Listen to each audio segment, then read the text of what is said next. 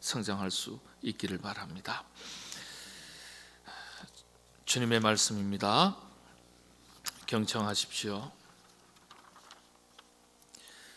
예수께서 이르시되 내가 진실로 내게 이르노니 오늘 네가 나와 함께 낙원에 있으리라 하시니라. 아멘. 나는 누구인가? 몰트만이라는 신학자가 인간론이라는 그런 장르가 있습니다. 인간론, 우리가 신학의 딱딱한 표현이긴 하지만은 조직신학, 성서신학, 실천신학, 교회사 이렇게 쭉 나눕니다. 특히 조직신학에서는 신론, 기독론, 성령론, 종말론, 예정론, 삼위일체 이렇게 쭉 분야를 대략 한 9가지로 나눕니다. 그 중에 인간론이 있습니다. 인간론. 인간은 누구인가? 인간은 어떤 존재인가? 그걸 축소하면 나는 누구인가? 라는 질문이 될 수 있습니다. 그런데 이 몰트만이라는 신학자가 구원론에 있어서 세계적인 최고의 신학자입니다. 지금 근세사 통틀어서 최고의 신학자로 평가받는 분입니다. 그런데 이분이 나는 누구인가 라고 했을 때 우리는 강도다 이렇게 정의를 했습니다. 우리는 뭐라고요? 강도. 저는 날강도. 여러분은 무슨 강도십니까? 강도라는 거예요. 강도. 그래서 우리의 어떤 윤리 도덕적인 부패한 인간의 속성으로서 범법자로서의 강도를 이야기하는 것이 아니라 십자가상에 달렸던 두 강도 중에 한 사람이라는 거예요. 두 강도 중에. 두 강도는 어떤 사람들입니까? 죄인입니다. 한 강도는 심판에 나간 죄인이고 한 강도는 죄인이지만은 구원에 이른 강도입니다. 구원에 이른 강도예요. 그래서 이 몰트만이라는 신학자가 이 두 강도의 특징을 가만히 비교하면서 해석하면서 뭐라고 설명했냐면 똑같은 죄인인데 한 강도, 한 죄인은 자기 자신이 죄인이라는 자의식을 가지고 있는 죄인이었고 한 강도는 자기 자신이 죄인이라는 자의식이 전혀 없는 죄인이었다. 죄의식이 없는 죄인이라는 거예요. 저와 여러분, 우리 이 땅에 살아가는 모든 인간은 다 죄인이에요. 다 죄인이에요. 의인은 없나니 하나도 없다 그랬어요. 우리 인간들끼리 어떤 기준과 잣대를 가지고 세상에서의 법 질서를 가지고 당신은 깨끗한 사람, 무고한 사람, 당신은 혐의가 있는 사람, 죄 있는 사람 이렇게 구별할 수 있을런지는 모르겠지만은 하나님 앞에서 우리는 모든 인간은 다 죄인이라는 거예요. 하나님 말씀에 기준을 두는 거죠. 의인은 없나니 하나도 없다. 저도 죄인이고 여러분들도 다 죄인입니다. 죄인은 죄값을 치러야 돼요. 죄인은 죄값을 치르는데 세상에서는 죄의 경중에 따라서 고린도전서 로마서에 보면 경중에 따라서 죄값을 치릅니다. 뭐 징역 몇 년 뭐 이렇게 나가겠죠. 그런데 하나님의 말씀에 따른 죄값은요 하나밖에 없어요. 다 사망에 해당한다. 수근수근대는 자, 시기하는 자, 미워하는 자, 질투하는 자, 뭐 탐하는 자 쭉 나열해 놓잖아요. 그리고 나서 맨 마지막에 이 모든 것에, 이 모든 죄에 대해서 사망에 해당한다. 우리는 죄값을 치르자면 다 죽어야 되는 거예요. 다 죽어야 되는 거예요. 심판받을 수밖에 없는 죄인들이에요. 그런데 살 길을 주신 거예요. 살 길을 주셨다. 십자가에서 달린 두 강도는 살 길이 없는 거예요. 십자가에 달린 두 강도는요. 세상적인 기준에서는 살 길이 더 이상 없는 사람들입니다. 그런데 한 강도는요, 죄의식이 없었던, 죄에 대한 자기 인식이 없었던, 자의식이 없었던 강도는 네가 하나님의 아들이냐, 너와 나를 구원해보라, 이렇게 얘기합니다. 너와 나를 구해보라, 육신의 생명을 한번 구해보라. 자기 육신의 생명도 못 구하는데 내 생명을 구한다고 그렇게 비판합니다. 우리의 신앙의 언어를 바꾸면 예수님을 믿지 않는 거예요. 구원자로 믿지 않는 걸 말합니다. 생명을 구하라 그랬는데 이 죄의식이 없는 강도는 육신의 것을 구했다, 그렇게 해석합니다. 그런데 한편에 있던 강도는 뭐라고 그럽니까? 우리는 우리의 죄 때문에 마땅히 벌을 받아 죽게 되지만, 벌을 받는 것이지만 이분은 죄가 없는 분이다. 주여 저를 긍휼히 여겨 주옵소서, 그렇게 요청합니다. 죄인이라는 자기의식이 있는 거예요. 자의식이 있는 거예요. 그러면서 저를 긍휼히 여겨 주옵소서. 예수님, 당신의 나라에 임하실 때에 나를 기억하소서. 42절은 그렇게 기록되어 있어요. 저를 좀 기억해 주십시오. 불쌍히 여겨 주십시오. 이렇게 간청한 거예요. 이걸 하늘의 것을 구했다, 그렇게 해석합니다. 하늘의 것을, 자기 자신의 육신의 생명을 구해달라고 요청한 것이 아니라 당신의 나라에 임하실 때 나를 기억해달라. 나는 이 땅에서 죄 때문에 죽지만은 그러나 내 영혼을 구해 주십시오, 그렇게 요청한 것입니다. 세상의 모든 종류의 사람은 다 이 두 종류의 사람으로 나눌 수 있습니다. 에서와 야곱의 이야기도 그렇죠. 히브리서에 가면 에서와 야곱을 어떻게 해석합니까? 에서는 육의 사람을,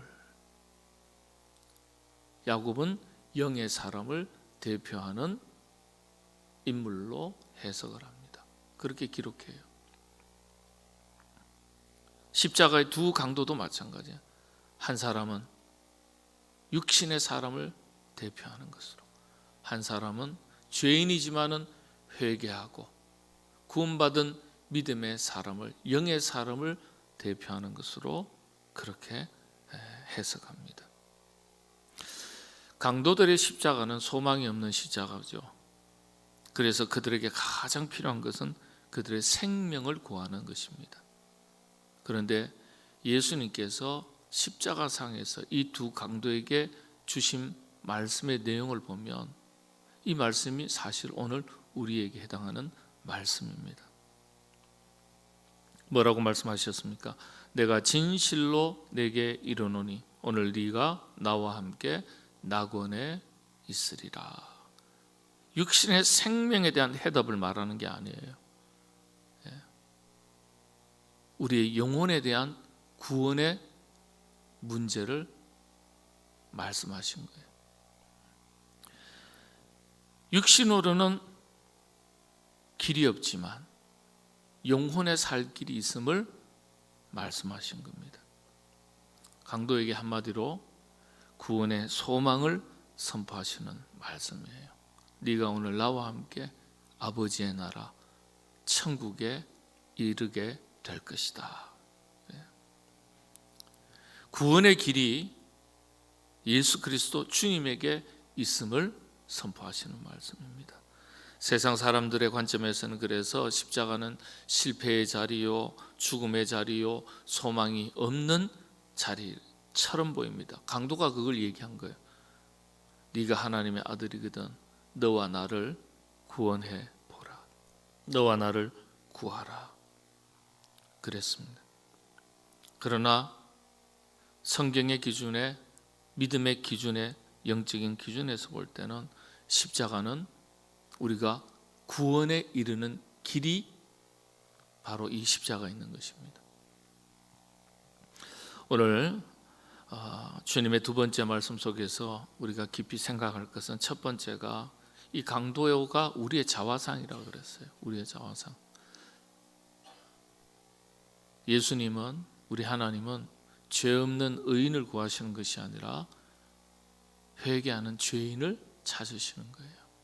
우리가 죄인이라는 의식이 굉장히 중요합니다. 영성신학자들의 영성이란 무엇입니까? 라는 질문에 분명하게 대답을 하는 것이 참 어려운데, 이 영성에 대해서 이렇게 표현했습니다. 우리 쉽게 말하면 믿음이란 무엇입니까? 라는 또 다른 표현이겠죠. 근데 주여 저는 죄인입니다. 이게 영성이랍니다. 참 제가 유혜룡 교수님이라고 우리 개혁교회 개신교회 첫 번째 영성신학자입니다. 이분이 한국에 들어오셔가지고 첫 강의를 하실 때 제가 들었어요. 그때 들었던 이 강의 내용이요, 지금도 잊혀지지 않습니다. 맞는 말씀이에요. 주여 저는 죄인입니다. 살아날 길이 없습니다. 그러니까 예수님을 구주로 붙들 수밖에 없는 거예요. 죄의식이 있어야 돼요. 죄의식이 있어요. 저는 연약한 존재입니다. 도움이 필요한 존재입니다. 죄인이 어디 고개를 빳빳하게 들고 교만할 수 있겠습니까? 저는 고개를 들 수 없는 죄인입니다. 겸손하고 낮아질 수밖에 없고 성령의 도우심을 구할 수밖에 없는 거예요. 그래서 기독교인에게, 그리스도인들에게 굉장히 중요한 신앙의 요소 중에 하나가 죄인의식이에요. 죄인의식. 죄책감에 시달리는 그런 죄의식이 아니에요. 우리의 영이 맑고 깨끗해질 수 있도록 거룩한 삶을 살아갈 수 있는 요소로서 죄의식이 필요한 거예요. 죄의식이 있어야 거룩한 삶에 대한 동기도 생기는 거예요. 아하, 내가 거룩하게 살아야지, 구별되게 살아야지. 아니 내가 무슨 죄가 있다고 이렇게 살면 되는 것이지. 그렇지 않죠.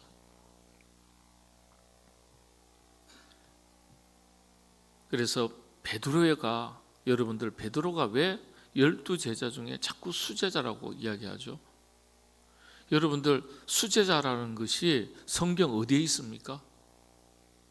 어느 학자는 그렇게 이야기해요. 12제자 중에서 제일 나이가 많은 사람이 베드로였을 것이다. 베드로 나이? 아니요, 정확하게 알 수 없습니다. 그런데 왜 우리는 수제자라 그러죠?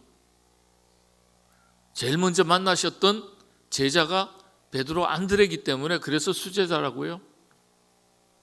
아니요. 여러분들 지금까지는 왜 베드로를 교회사에서 2000년 동안 베드로를 수제자라고 일컬었는지에 대해서 한 번도 설명을 들은 적이 없으실 거예요. 성서신학자는 베드로를 수제자라고 하는 이유를, 근거를 그냥 막연한 것에서 찾지 않았습니다. 베드로가 예수님을 만났을 때 그의 고백이 베드로로 하여금 수제자가 되게 했다. 두 번째는요, 베드로의 신앙 고백을 통해서 교회가 시작되게 하셨다. 이 두 가지입니다. 이 두 가지 때문에 수제자라 그러는 거예요. 나이가 아니에요. 제일 먼저 만난 것 때문에 아니에요. 근데 여러분, 주는 그리스도시요 살아계신 하나님의 아들이시다라는 위대한 신앙 고백을 바탕으로, 내가 너의 고백을 바탕으로 내 교회를 세우시겠다 하셨으니까 교회가 출발한 시점이기 때문에 베드로가 교황의 일대입니다. 로마 가톨릭에서는. 그래서 수제자라고 할 수 있겠죠. 그런데 성사학자들은 그렇게 보지 않습니다. 더 뛰어난 고백이 있어요. 예수님을 만났을 때, 이로써 물고기를 잡았을 때 베드로가 어떻게 이야기합니까? 예수님 앞에 꿇어 엎드려 주여 저는 죄인입니다. 저를 떠나시옵소서. 요걸 최고의 영성으로 본 거예요. 주여 저는 죄인입니다. 저를 떠나시옵소서. 여러분, 우리 신앙생활에 정말 영적 깊이를 더해가면 주여 저는 죄인입니다. 주님 아니면 구원받을 길이 없고 용서받을 길이 없고 살아날 길이 없고 하나님의 백성으로 살 길이 없는 존재입니다. 주여 저를 긍휼히 여겨 주옵소서. 죄의 의식이 있으면 하나님의 도우심을 구하고 겸손하게 엎드리고 도움을 구하죠. 그리고 죄인이기 때문에 살아날 길이 없기 때문에 예수 그리스도 주님을 더욱더 신뢰하고 의지할 수밖에 없어요. 왜냐? 그래야 살기 때문에. 강도가 그걸 잡았다는 거예요. 당신의 나라에 임하실 때 저를 기억해 주옵소서. 다른 말씀으로 또 바꾸면 저는 죄인입니다. 저를 불쌍히 여겨 주옵소서. 저를 구원해 주옵소서. 간구하는 거예요. 죄라는 것과 믿음이라는 것과는 다르게 보는 거예요. 왜냐하면 죄인이지만은 죄인 가운데 믿음이 없다고 말할 수 있겠어요? 아니요, 믿음이 있죠. 그래서 회개하는 죄인이 그렇게 고백하니까 내가 진실로 내게 이르노니 오늘 네가 나와 함께 낙원에 있으리라. 죽을 수밖에 없는 강도에게 천국에 오늘 너와 내가 함께 있을 것이다. 무엇을 말씀하시는 거예요? 소망을 말씀하시는 거예요. 여러분, 이 천국 소망이 저와 여러분 우리에게 보장된 것에 대해서 하나님 앞에 감사하시게 되길 바랍니다. 얼마나 감사한, 얼마나 평생 감사할, 찬송할 제목인지 모릅니다. 그러니까 우리가 이 땅 살아가는 동안에 천국 소망의 구원의 확신을 분명하게 하고 구원받은 사람으로서 믿음에 합당한 삶을 살아가셔야 합니다. 그렇게 살아가시게 되기를